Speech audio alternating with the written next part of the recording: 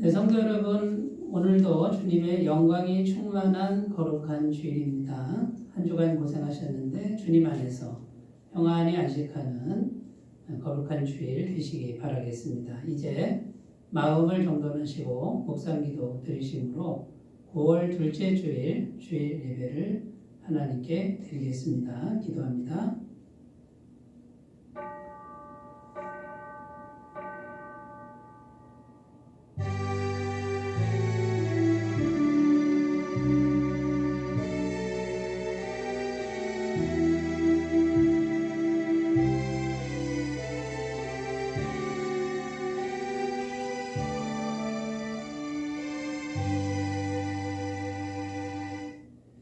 아버지께 예배하는 자들은 영과 진리로 예배할 때가 오나니 곧 이때라.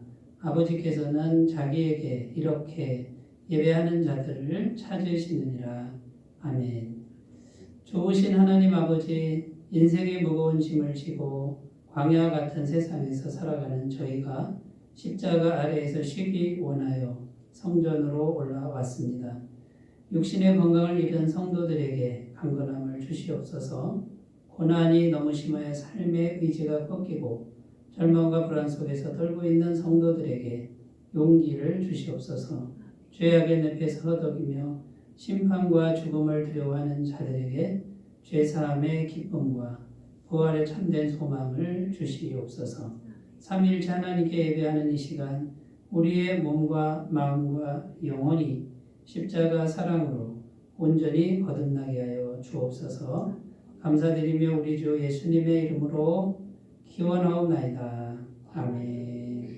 다 같이 찬송가 19장을 함께 부르겠습니다.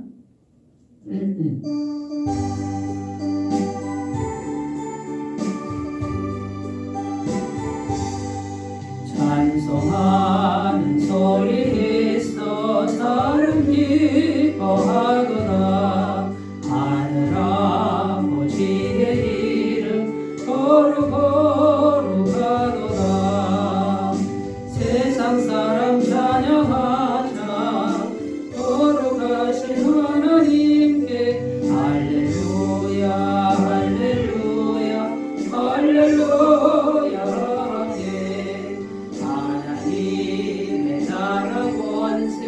영원토록 있도다. 하나님의 영광 나라 거룩하도다. 하늘 보좌 계신 주님 세상 주관하시도다. 할렐루야 할렐루야 할렐루야. 하나님의 크신 섭리 그 뜻대로 되도다. 우리 아버지의 뜻은 거룩하도다. 주여 속히 임하셔서 기쁜 나를 주옵소서. 할렐루야 할렐루야 할렐루야.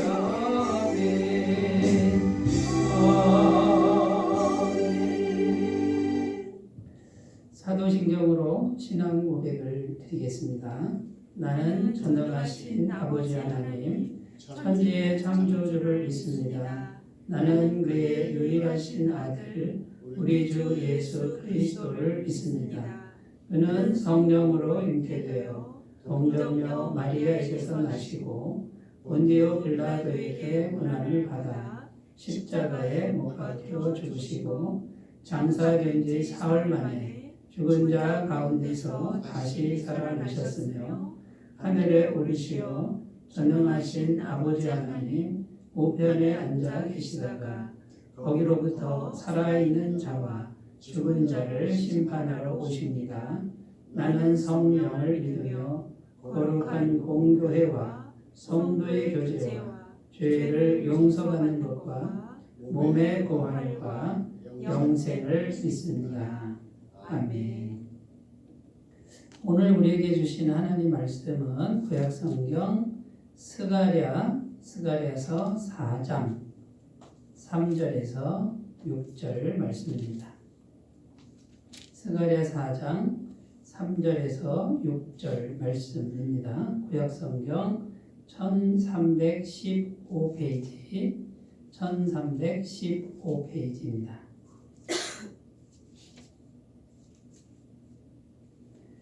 스가랴 4장 3절에서 6절 말씀을 제가 봉독해 드리겠습니다.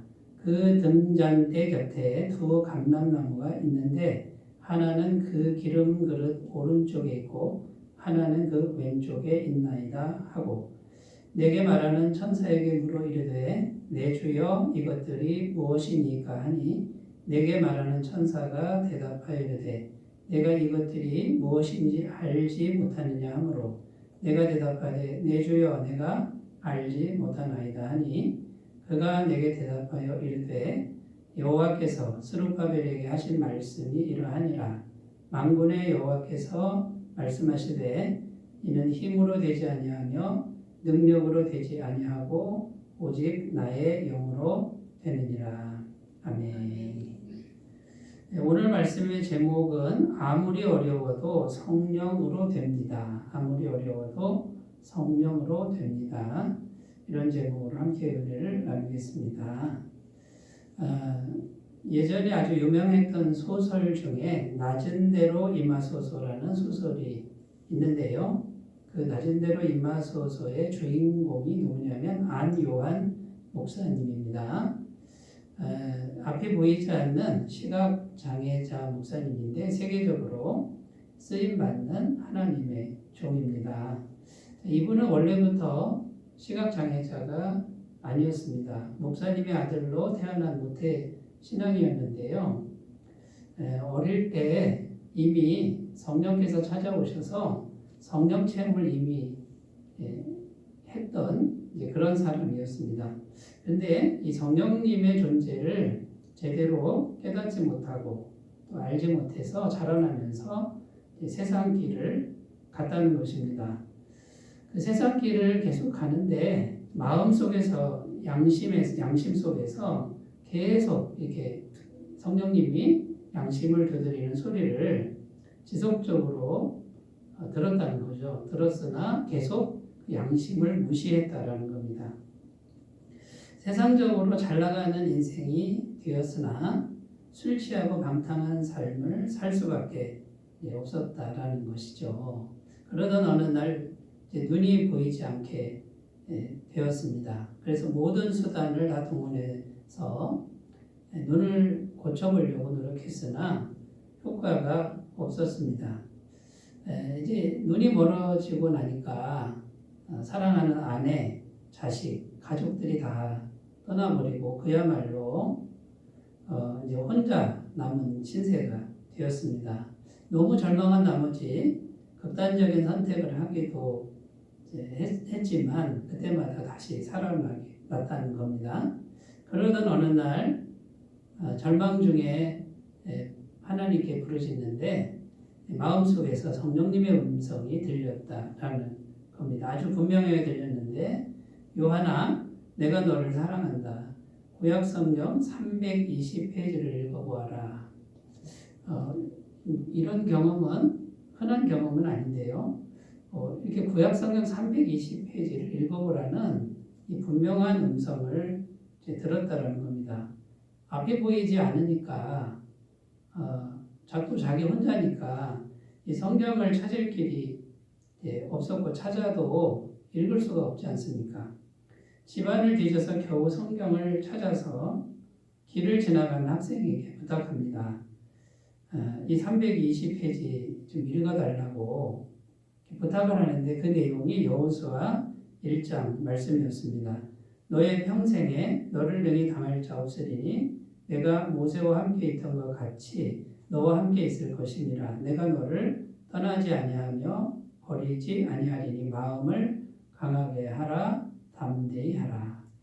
이 성경 말씀을 읽는데 그 말씀이 성령의 감동으로 목사님에게 전해져 왔다라는 것이죠. 말씀을 듣자마자 길 한가운데서 목사님은 무릎을 꿇었고 다시 신앙을 찾았다라는 것입니다.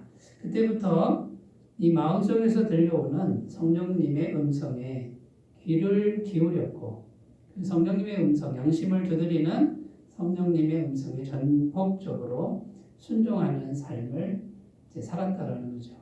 그래서 앞이 보이지 않는 시각장애자이지만 하나님께 세계적으로 쓰임받는 그런 인물이 되었다라는 겁니다. 네, 여러분, 예수님을 믿는 사람, 예수님을 구주로 마음에 영접한 사람에게는 성령님이 이미 들어와 계신다고 성경은 증언하고 있습니다. 그런데 문제는 뭐냐면 이 성령님이 마음속에서 말씀하시는데 그냥 양심을 두드리는 정도로 번개가 치고 천둥이 치듯이 말씀하는 게 아니라 양심을 조용히 두드린다는 식으로 말씀한다는 거예요.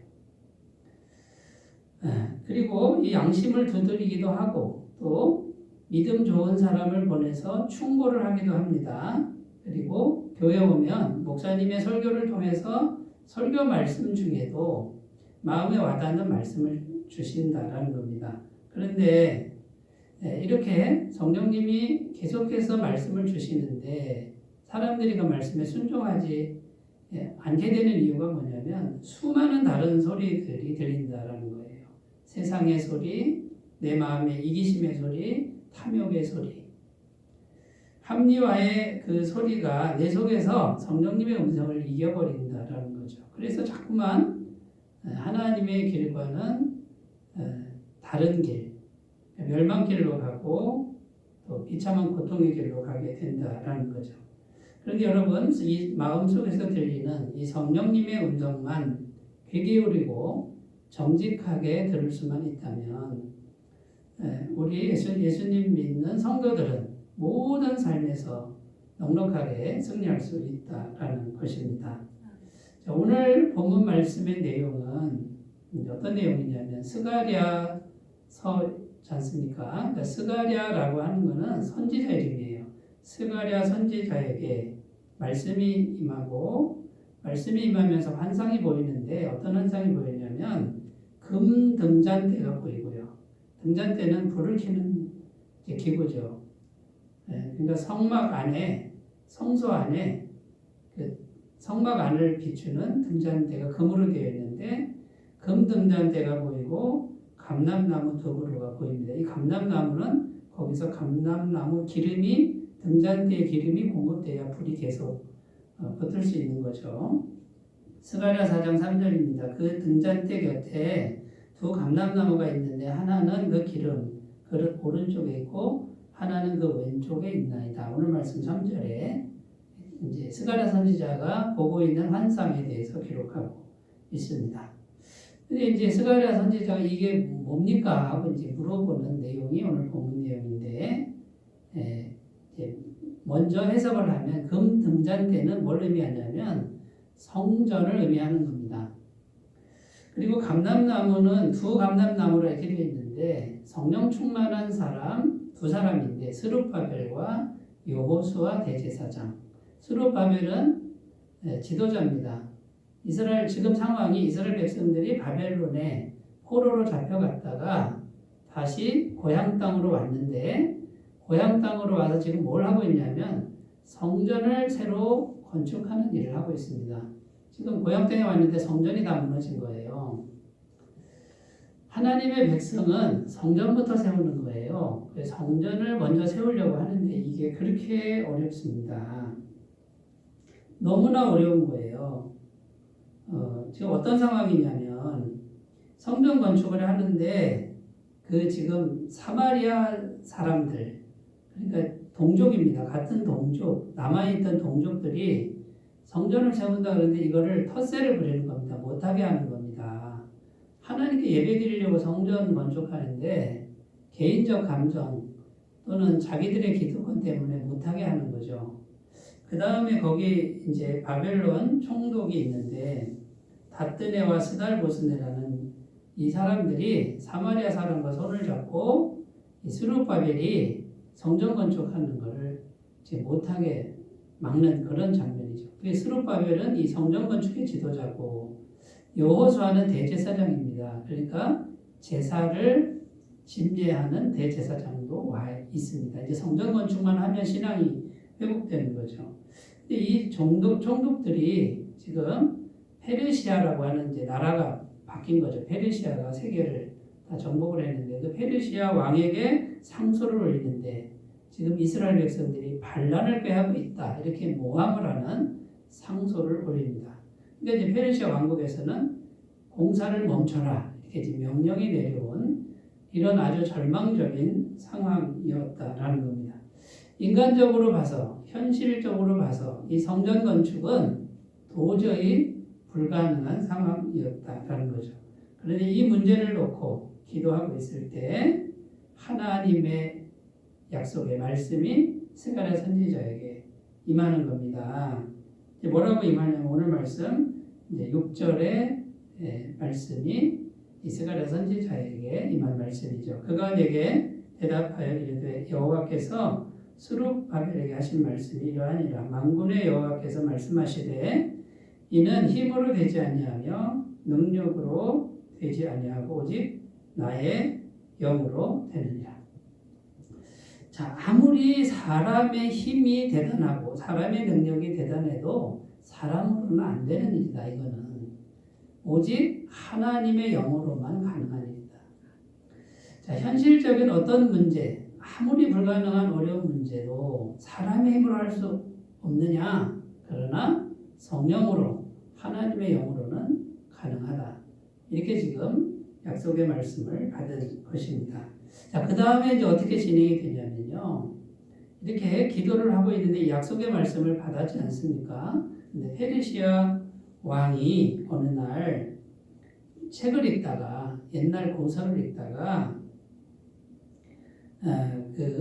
이제 페르시아 초대 왕이 고레스 왕인데 조서를 내리는 그 조서가 발견됩니다. 그 조서가 뭐냐면 고향으로 돌아가서 성전 건축을 해라. 마음껏 해라. 필요한 재정과 재료를 다 주겠다라고 하는 그 조서가 이제 발견이 됩니다. 이게 이제 발견이 돼가지고 임금님이 그걸 이제 이렇게 되는 거죠. 에스라서 6장 2절 4절에 그 내용이 나오는데 읽어보겠습니다. 메대도 앙메다 궁성에서 한 두루마리를 찾았으니 거기에 기록하였으되 고레스 왕 원년에 조서를 내려 이르기를 예루살렘에 있는 하나님의 성전에 대하여 이르노니 이 성전 곧 제사 드리는 초소를 건축하되 지대를 견고히 쌓고 그 성전의 높이는 60규빗으로 너비도 60규빗으로 하고 큰 돌 3켜에 새 나무 1켜를 놓으라. 그 경비는 다 왕실에서 내리라. 자, 이런 조서가 초대왕 고레스가 마음껏 성전 건축하고 경비도 나라에서 다 되겠다라고 하니 이 조서가 딱 발견되는 이런 사건이 벌어집니다. 자, 이 일 후에 갑자기 이제 바뀝니다. 성전 건축 멈춰라 했던 그 지시가 철회가 되고 이제는 마음껏 하고 비용도 다 대주겠다라고 하는 이렇게 환경이 바뀌어 버렸다라는 거죠. 그래서 성전 건축은 완공이 되었고 사탄의 방해는 물러갔고 반대하던 사람들도 태도를 바꾸기 시작했다라는 겁니다. 자, 여러분 지금 이 모든 일을 누가 했다라고 생각이 되십니까? 이게 사람의 힘으로 했다라고 생각한다 그러면 이거는 잘못 생각하는 거죠. 사람의 힘으로 안 되고 능력으로 안 되는 일이었습니다. 그런데 스룹바벨과 여호수아 이 두 감람나무는 성령 충만한 사람을 말하는 겁니다. 성령의 임재가 있는 사람 두 사람을 말하는데 이 두 사람을 통해서 성령님의 임재가 계속 있었고 이 성령님의 임재가 있는 사람이 기도하니까 성령님이 역사를 했고 성령으로는 아무리 어려워도 다 된다. 이것을 보여주는 사건이었다라는 것이죠. 그래서 여러분 우리가 아무리 어렵고 또 헤쳐나갈 방법도 없고 길도 없는 그 상황 속에서 있을지라도 성령으로는 된다라고 하는 이 하나님의 약속의 말씀을 우리가 꼭 붙들고 어떤 순간에도 이 희망을 놓지 않고 성령 충만을 위해 기도하시고 성령님께 의지해서 기도하시는 삶이 되셨으면 좋겠습니다. 자, 그래서 성령으로는 되는데요. 그럼 우리가 이제 어떤 마음의 준비를 해야 될까요? 첫 번째는 아무리 어려워도 성령으로는 된다는 믿음을 우리가 길러야 된다라는 거죠. 마가복음 10장 27절 읽겠습니다. 예수께서 그들을 보시며 이르시되 사람으로는 할 수 없으되 하나님으로는 그렇지 아니하니 하나님으로서는 다 하실 수 있느니라. 자, 여러분, 신앙이라는 게 뭡니까? 전능하신 하나님을 믿는 거 아닙니까? 그러면 우리가 우리 힘으로 다 할 것 같으면 하나님을 뭐하러 믿겠습니까? 전능하신 하나님은 뭐든지 할 수 있는 분임을 믿는 거 아니겠습니까? 아무리 어려워도 우리에게는 하나님이 계신다라는 것이고요. 사람은 할 수 없으되 하나님은 가능하다라고 하는 이 믿음을 날마다 우리가 잊지 않고 잃어버리지 않고 마음에 간직하고 기도하시는 게 중요하다라는 것이죠. 미국의 엘레바마 주의 한 도시에서 목회하는 목사님께 일어난 일인데 서재에서 성경을 보고 있는데 갑자기 마음속에 있는 성령님이 밖으로 나가라 자꾸 마음에 이 두드리는 성령님의 음성이 들렸다라는 거죠. 그래서 책을 보고 싶은데 성경 보고 싶은데 나가라고 그러니까 나가니까 집 앞에 가게가 있는데 거기 청년 한 사람이 그 가게로 들어가는 게 보입니다. 그 청년을 따라가서 복음을 전했습니다. 근데 이 청년이 처음에는 너무 냉담하고 차가웠다는 거죠. 근데 성령님은 계속해서 그 청년을 주목하게 하셨는데 포기하지 않고 계속 예수님을 전했더니 대화가 잘 되었고 저녁 때는 예수님을 영접하는 이런 일이 생겼다라는 겁니다. 이 청년이 집에 돌아가서 자기 아버지에게 말합니다. 아버지, 오늘 놀라운 일이 저에게 일어났어요. 어떤 목사님과 대화를 나누었는데 제 마음이 열리고 예수님을 구세주로 영접하게 되었어요. 아버지, 잘했죠. 이렇게 이제 대답을 했는데 아버지가 그때 뜨거운 눈물을 흘리면서 아들에게 대답했다라는 겁니다. 아들아, 내가 너의 구원을 생각할 때마다 마음이 너무 무거웠단다. 그래서 사실은 3일 전부터 금식을 하며 간절히 기도하고 있었다. 아들이 구원받기까지는 물도 먹지 않겠습니다. 이런 마음으로 기도를 하고 있었는데 성령님이 응답하셨구나. 이제 이런 일이 생겼다라는 거죠. 여러분, 아버지가 그 아들을 놓고 기도를 하는데 도저히 바뀔 것 같지 않던 그 아들을 놓고 성령님을 의지하며 기도했더니 사람이 할 수 없는 일을 성령님이 하셨다라고 이렇게 증언했다라는 겁니다. 여러분, 우리가 현실만 보면 눈에 보이는 현실과 사람과 환경만 보면 안 됩니다. 뭐가 되겠습니까 지금? 그런데 보이지 않는 성령님, 하나님의 영이 지금 우리와 함께 하시는데 그분이 전능하신 삼위일체 하나님의 한 분이라는 거예요. 그 성령님께 의지하고 기도하면 성령님은 하실 수 있다. 이 믿음을 가지시라는 거죠. 이 성령님의 역사를 우리가 경험하려면 첫 번째 해야 될 게 뭐냐면 먼저 해야 될 것, 항상 성령님과 친밀한 관계를 가꿔야 합니다. 그러니까 평상시에 계속 친밀해야지 성령님은 들어주신다는 거예요. 왜 그러냐면 성령님은 인격을 가지신 분이다라는 겁니다. 여러분, 우리가 인격체 아닙니까? 인격체인데 저에게 가족이 있는데요. 3남매인데 혈육입니다. 가족입니다. 그런데 이 형제는요. 지금 1년에 몇 번 안 만납니다. 그런데 저는요. 매일 통화하는 사람이 있고 자주 만나는 사람이 있는데 그 사람들하고 가깝습니다.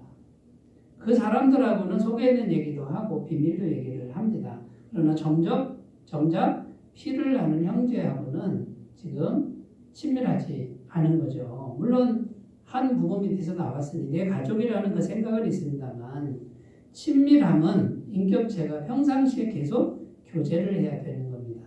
그래서 제가 항상 강조하는 것이 모든 순간에 기도하라는 거죠. 시편 25편 14절 여호와의 친밀하심이 그를 경외하는 자들에게 있으며 그의 언약을 그들에게 보이시리로다. 자, 가까운 사람, 친밀한 사람에게 시시콜콜 다 얘기하잖아요. 하나님도 똑같습니다. 그의 언약을 그에게 보여주신다. 하나님 마음을 보여주신다. 첫 번째, 성령님과 친밀하게 가꾸는 훈련을 하셔야 되고, 두 번째는 성령님께 지속적으로 기도해야 한다는 겁니다. 빌립보서 4장 6절 7절입니다. 아무것도 염려하지 말고 다만 모든 일에 기도와 간구로 너희 구할 것을 감사함으로 하나님께 아뢰라. 그리하면 모든 지각에 뛰어난 하나님의 평강이 그리스도 예수 안에서 너희 마음과 생각을 지키시리라. 자, 여기 보면 모든 일에 기도하고 간구하라. 이것은 모든 일에 성령님하고 대화하라.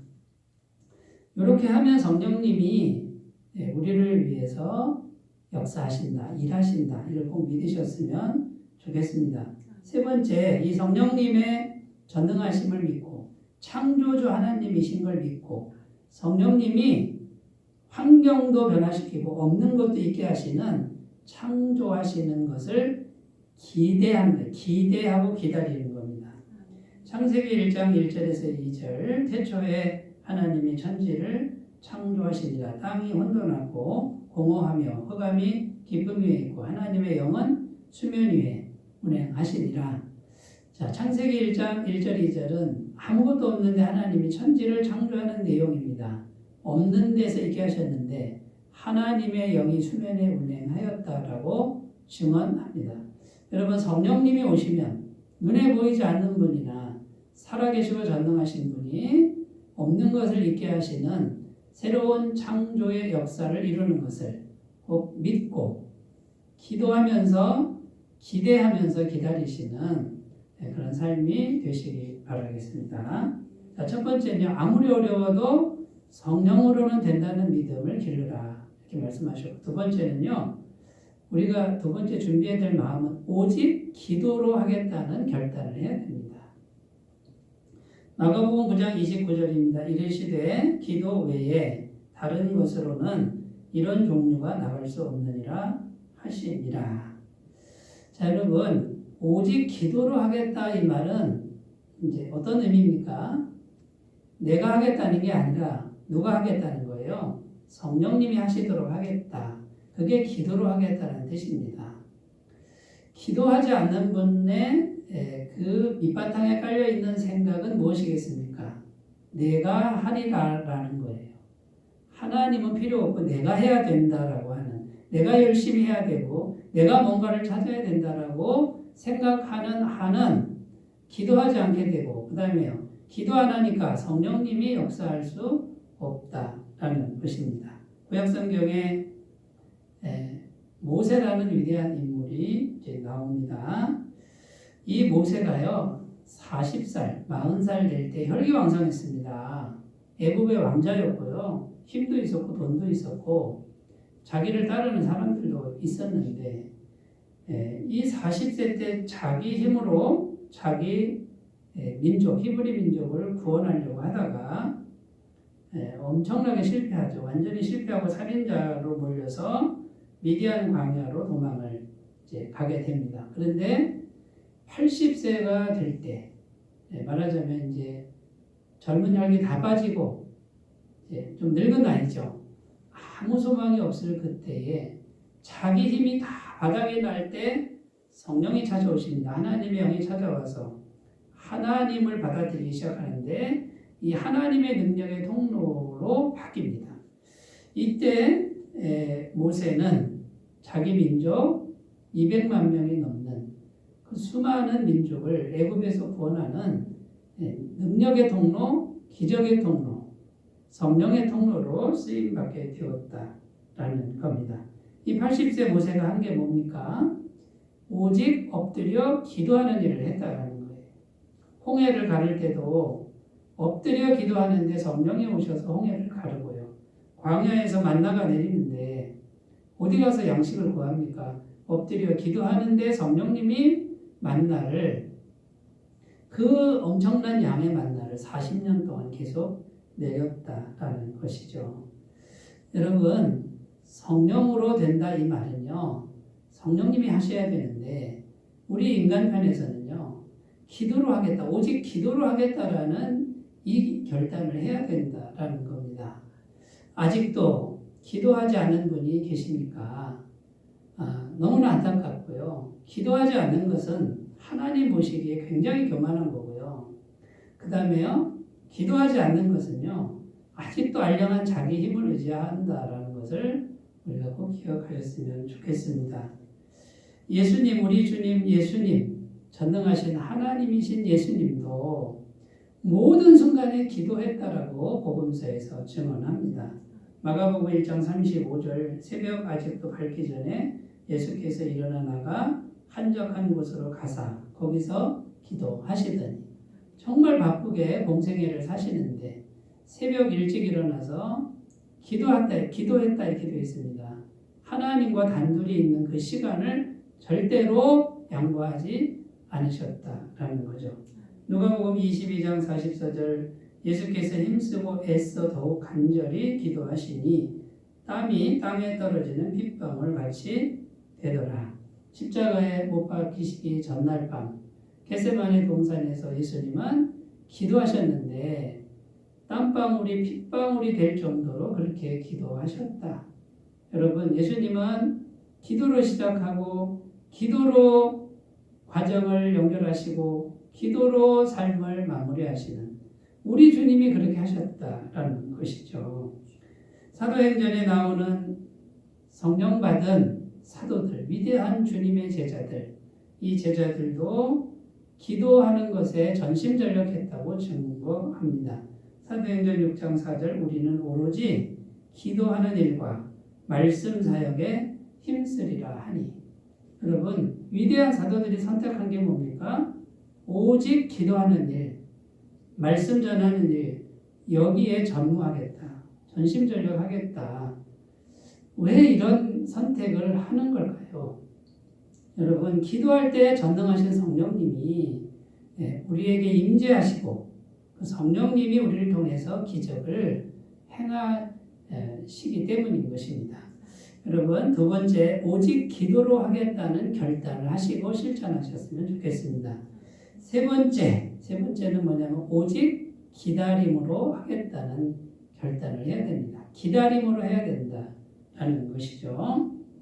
기도해놓고 기다리지 못하는 분은 결국 하나님을 믿는 것이 아닙니다. 다급하니까 또 자기 방법을 사용하고 다급하니까 또 자기 수단, 이거는 성령님을 의지하는 게 아닌 거죠.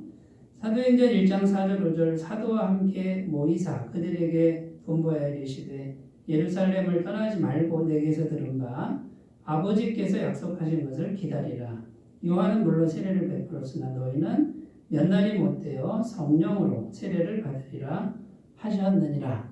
예수님이 승천하시면서 제자들에게 당부하신 말씀이 뭐냐면 예루살렘 떠나지 말고 성령이 임할 때까지 기다려야 된다.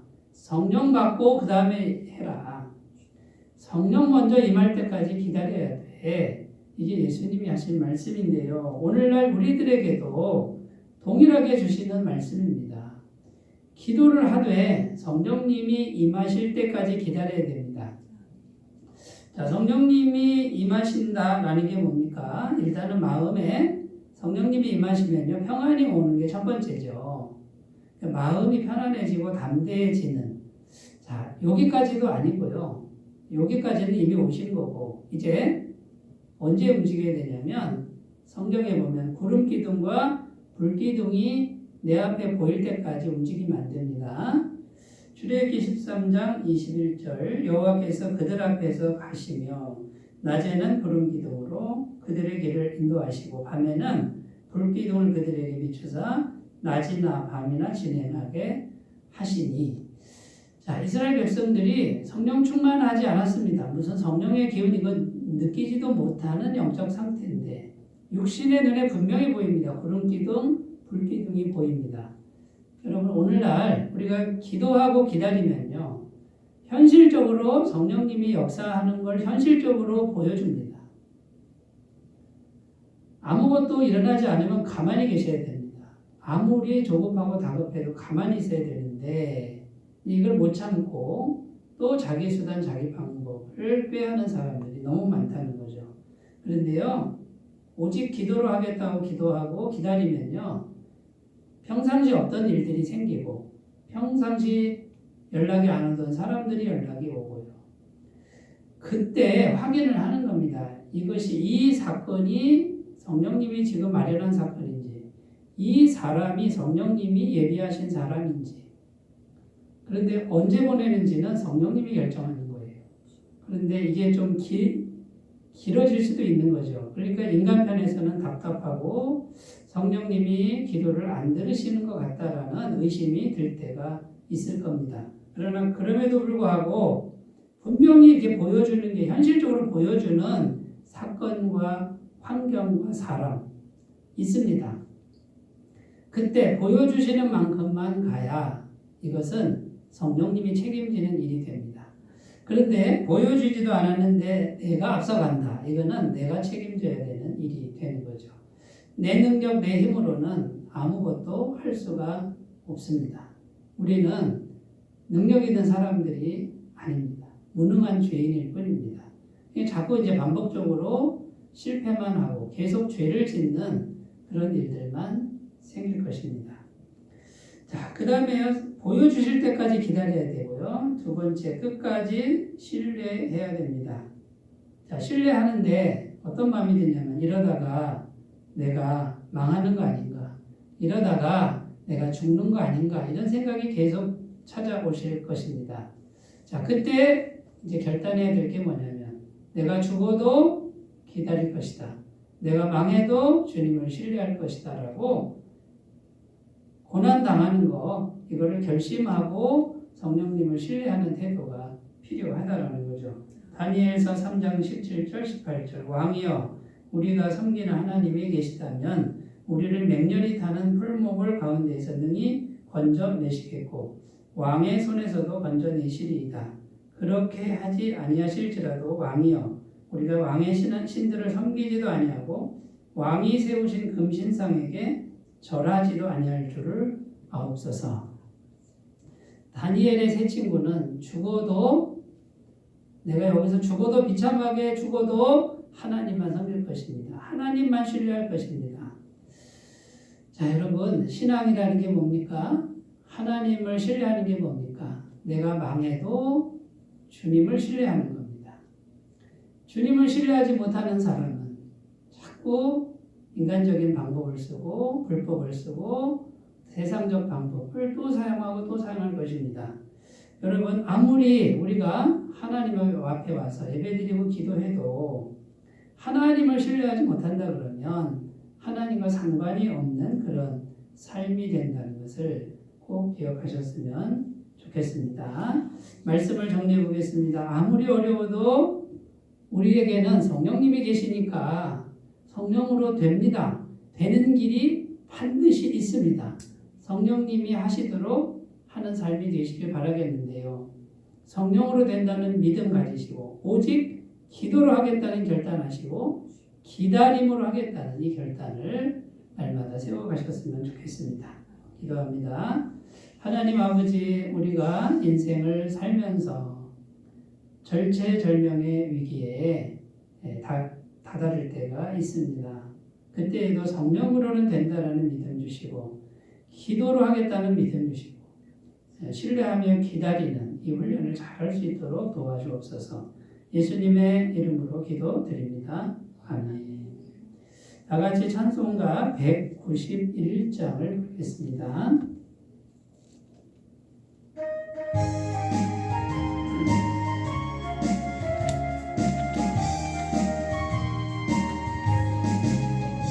내가 매일 기쁘게 주를 얘기해 나는 주의 팔이 나를 안고하니요 내가 주의 큰 복을 받는 잠든 일을 주의 영이 함께함이라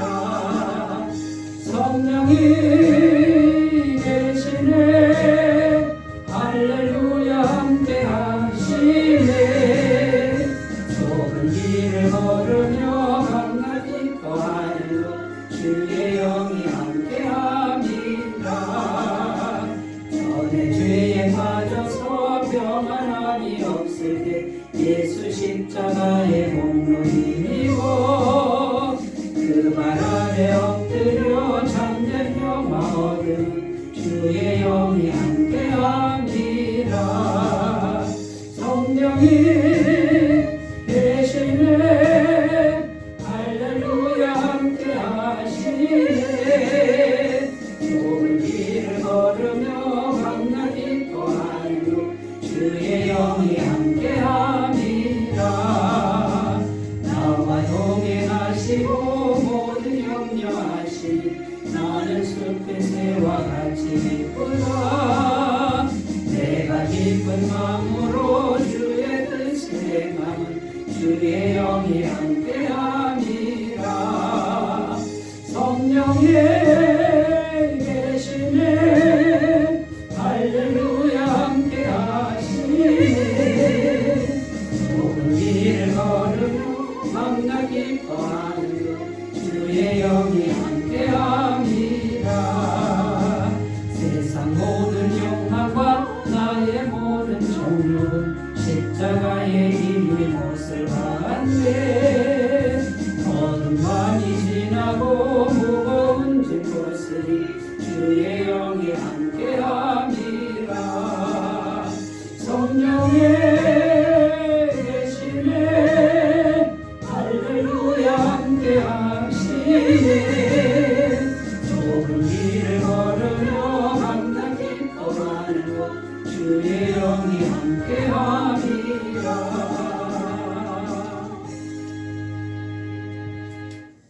교회 소식 전합니다. 9월 배터리파크 복음 사경회는 9월 22일 금요일 오전 10시 30분에서 오후 5시 30분 사이에 있습니다.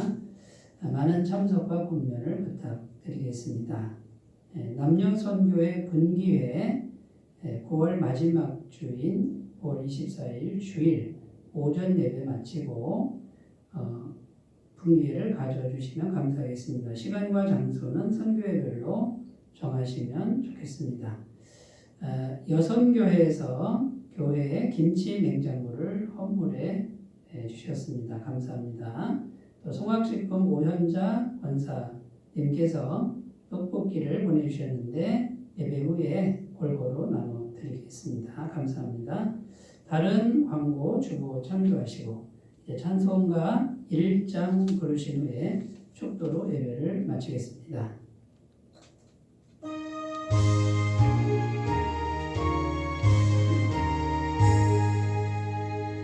만복의 근원 하나님 온 백성 찬송 드리고 저 천사여 찬송하세. 찬송 성부 성자 성령